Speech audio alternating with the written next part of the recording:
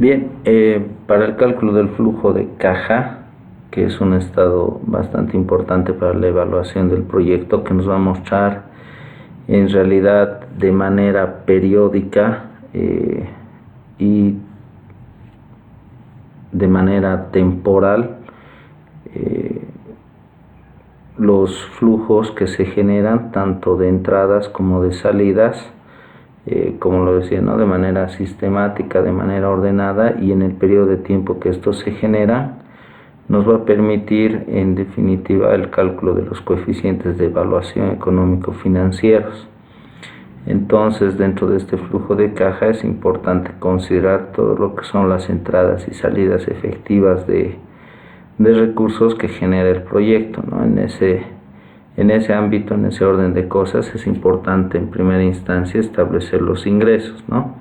Sabemos que el ingreso es una función que tiene relación con el precio multiplicada por la cantidad. Entonces, si nosotros tenemos acá el precio de un determinado producto, vamos a multiplicar por la cantidad que vamos a producir en un determinado periodo de tiempo, ¿no? Esa cantidad nosotros ya la habíamos establecido, ya debemos tener establecida en lo que es el programa de producción, que es un resumen, es una planificación en función de la capacidad instalada de cuánto se debería producir para atender a la demanda del mercado, o en función de lo decíamos, ¿no? De la capacidad instalada,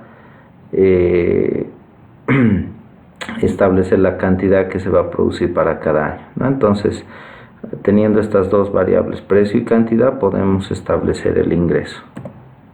Entonces, establecemos el ingreso.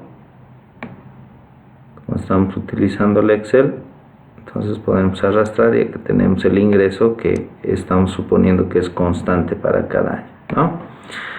Bien, de hecho los costos de operación ya los tenemos calculado en el estado de precisamente de costos de operación, ¿no? Entonces vamos a utilizar esos datos, los vamos a copiar.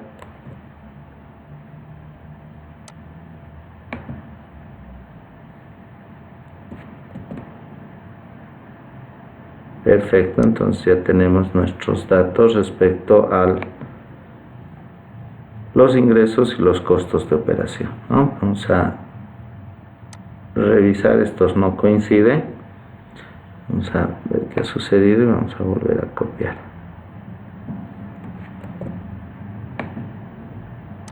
Así nos venimos acá y hacemos un pegado especial de valores.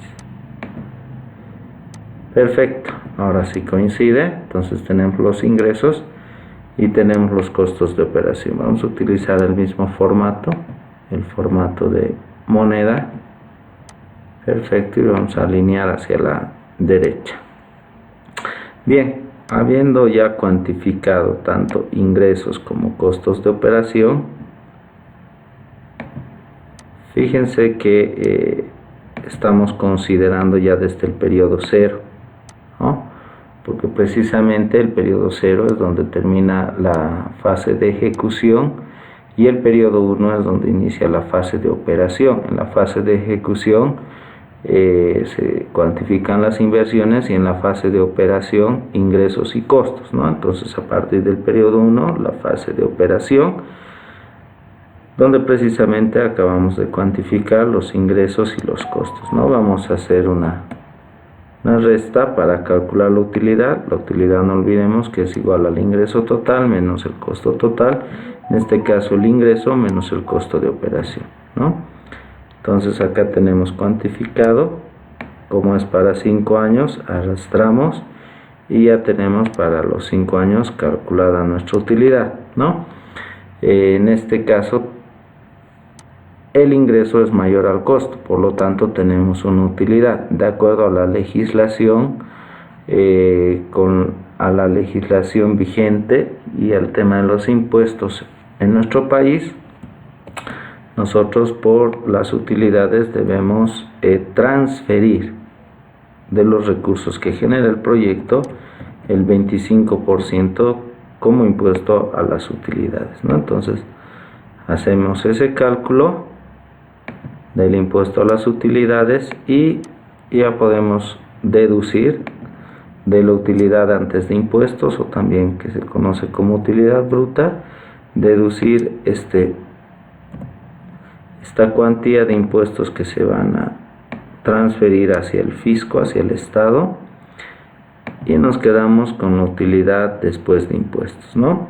Algo bien importante dentro del cálculo del flujo de caja, decíamos que es importante cuantificar todos los ingresos y las salidas efectivas de recursos, ¿no? Por lo tanto, tenemos algunos gastos que no son efectivamente desembolsables, ¿no? Por ejemplo, el tema de la depreciación, sabemos que más que un gasto efectivo es un gasto contable y nos sirve o actúa más que todo como una ventana fiscal, ¿no?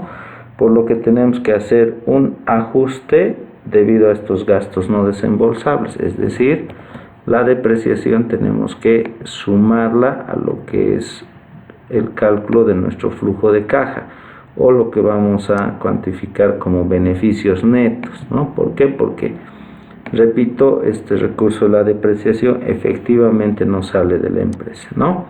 Por otro lado, tenemos que considerar también aquellos egresos que no están afectados por impuestos, utilizando un poco la nomenclatura que utiliza SAPAC.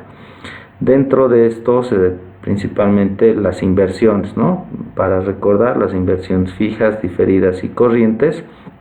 Entonces nosotros acá en el periodo 0 se generan las inversiones, entonces vamos a considerar ese monto como una salida de recursos. Bien, entonces vamos a suponer que para este ejemplo las inversiones fijas, diferidas y corrientes suman un total de 330,000. Habíamos dicho que estas normalmente en el periodo 0, ¿no? Al finalizar la fase de ejecución y antes de iniciar la fase de operación del proyecto. Por otro lado, es importante algunos ingresos extraordinarios que se generan con el proyecto, ¿no? De acuerdo a la nomenclatura nuevamente de SAPAC, podríamos decir aquellos beneficios que no están directamente afectados por impuestos, ¿no? Tal cual son la recuperación del valor residual y la recuperación del fondo de maniobra o de capital de trabajo, ¿no? El valor residual, que es la cuantía de las inversiones fijas que no se han depreciado o que todavía pueden ser susceptibles de recuperar después de la depreciación, ¿no? Y el fondo de maniobra, como decía, la recuperación de la inversión corriente o capital de trabajo, que normalmente estas dos se generan en el último periodo o en el último año de vida del proyecto, ¿no? O del horizonte de evaluación del proyecto. Por otro lado, también en el periodo 0, si es que como estamos trabajando con intereses, de hecho sabemos que el capital que se está invirtiendo no es totalmente del inversionista o de los inversionistas, ¿no? Existe un porcentaje, un monto respecto a ese capital que es de un tercero, ¿no? En este caso un préstamo. Por lo tanto, eso podríamos considerarlo como un ingreso adicional o un valor entrante positivo en el periodo 0, ¿no? ¿Por qué? Porque no está saliendo efectivamente del inversionista, ¿no? Entonces, respecto de la inversión total, existe un porcentaje, existe un monto que está siendo cubierto o financiado por préstamo, ¿no? Por otro lado, nuevamente, ¿no? Al estar considerando el tema de el uso del dinero ajeno, no olvidemos que además de pagar intereses, el proyecto tiene que devolver, tiene que cubrir o amortizar el capital que se ha obtenido en préstamo, ¿no? En ese sentido, vamos a nosotros colocar acá tenemos una tablita de amortización, donde vamos a colocar precisamente esa amortización que se va a hacer o esos pagos al capital, ¿no? Que estamos utilizando un tipo de amortización, una tabla de amortización a cuota fija, ¿no? Y vamos a copiar para acá.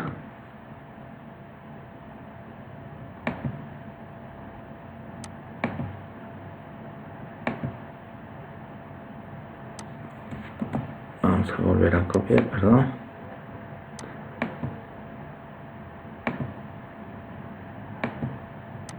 Transponer. Perfecto, entonces acá tenemos ya el tema de las amortizaciones, ¿no? Vamos a utilizar el mismo formato, voy a colocar el mismo formato para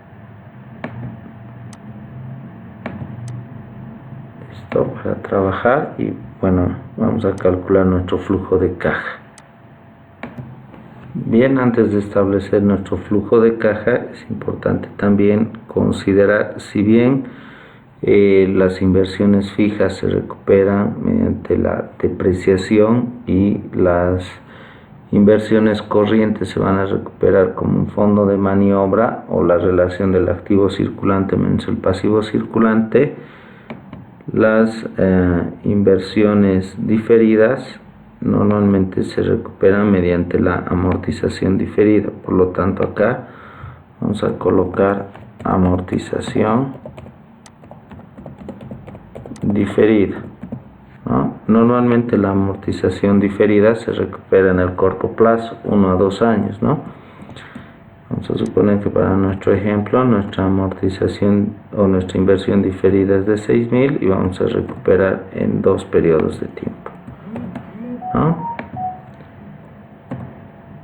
Entonces este valor también va a afectar al cálculo de los otros costos, ¿no?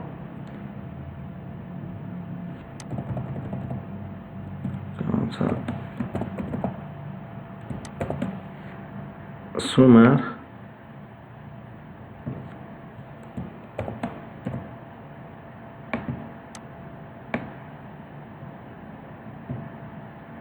perfecto. Acá revisamos nuestra utilidad. Primero revisamos nuestro costo de operación total, costo de producción, costo de administración, otros costos. Fíjense cómo afecta la amortización diferida y ahora sí ya podemos recalcular nuestra utilidad, ¿sí? Entonces, bien, ya teniendo ese parámetro, ya podemos calcular o podemos establecer nuestro flujo de caja. Entonces vamos a partir, por ejemplo, que en este caso, en el periodo 0, nuestra inversión está con signo negativo más el préstamo, ¿no? En realidad, al tener signos diferentes se van a restar, se van a deducir, ¿no? En el caso de los flujos en la etapa de operación, vamos a partir de la utilidad después de impuestos y vamos a sumar, por ejemplo, la depreciación, ¿no? Tendríamos que sumar, por ejemplo, también aquellos ingresos que no están afectados a impuestos, ¿no? Que pertenecen al valor residual. Perdón, decíamos que vamos a sumar primero la depreciación, vamos a sumar el valor residual, vamos a sumar el fondo de maniobra y le vamos a deducir la amortización de la deuda. Entonces, de esa manera acá nosotros tenemos ya calculado nuestro flujo de caja, ¿no? Considerando todas aquellas entradas y salidas efectivas de recursos, ¿no?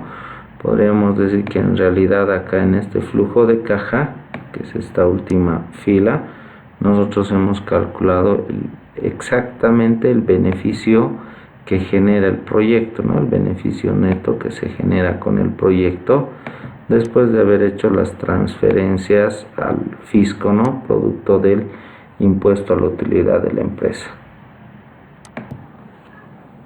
Bien, ya habiendo establecido el flujo de caja, con estos datos podemos proceder a la evaluación y al cálculo de los coeficientes integrales o globales de evaluación financiera, ¿no? Normalmente estos indicadores son complementarios, ¿no? Por ejemplo, vamos a calcular el BAN, la tasa interna de retorno y la razón beneficio-costo. Primero yo voy a calcular, aprovechando el Excel, los beneficios netos. Voy a actualizar todos los beneficios que se han generado del periodo 1 al periodo 5. Entonces voy a utilizar esta fórmula, que en realidad es la fórmula del BAN. Voy a colocar la tasa, que es la tasa de corte, la tasa de descuento, y voy a arrastrar valores desde el periodo 1 hasta el periodo 5. Yo quiero que me actualice, ¿no?, para calcular uno de estos indicadores. Entonces yo sé que al día de hoy la cuantía de los beneficios actualizados es de 258.896.41, ¿no? Si yo calculo el BAN, por ejemplo, voy a utilizar la fórmula del BAN. Les decía que se abrevia como BNA. Coloco la tasa, que es la tasa de corte, punto y coma, arrastro los valores del periodo 1 al periodo 5, los valores sin actualizar del flujo de caja, cierro paréntesis, coloco el signo más y coloco la inversión, ¿no? Bien, entonces acá tenemos un BAN positivo mayor a 0, que ya me dice que la alternativa o el proyecto es económicamente factible, ¿no?, conveniente. Puedo calcular de igual manera la tasa, coloco TIR, doble clic y acá coloco los valores. Es importante en el flujo que los valores positivos estén, bueno, obviamente sin signo, pero si tengo valores negativos, que estén con su signo para que me pueda reconocer la fórmula de la TIR. Entonces tengo un BAN positivo mayor que 0, tengo una TIR mayor a mi tasa de corte, lo que me muestra también la conveniencia del proyecto, ¿no? Y puedo calcular también la razón beneficio-costo, que sabemos que es la división de los beneficios netos actualizados dividida entre la inversión actualizada, ¿no?, que de hecho al estar en el periodo 0 ya está actualizada, ¿no?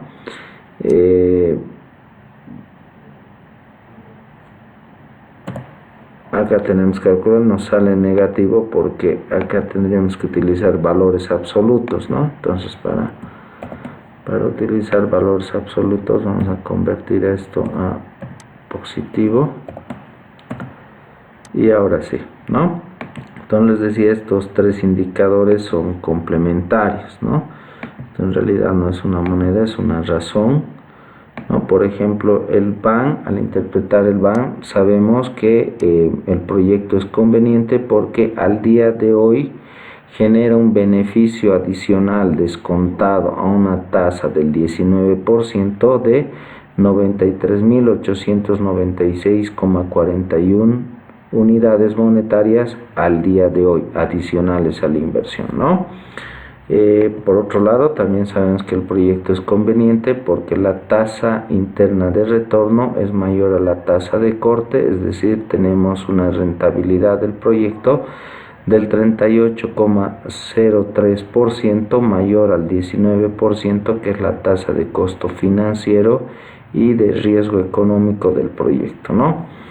Y mi razón beneficio-costo, o la razón beneficio-costo que hemos calculado del 1,57%, que nos dice que por cada unidad monetaria invertida existe un retorno de 1,57 unidades monetarias que generaría el proyecto, ¿no? De esa manera, a partir de estos tres indicadores podemos medir la conveniencia del proyecto, ¿no?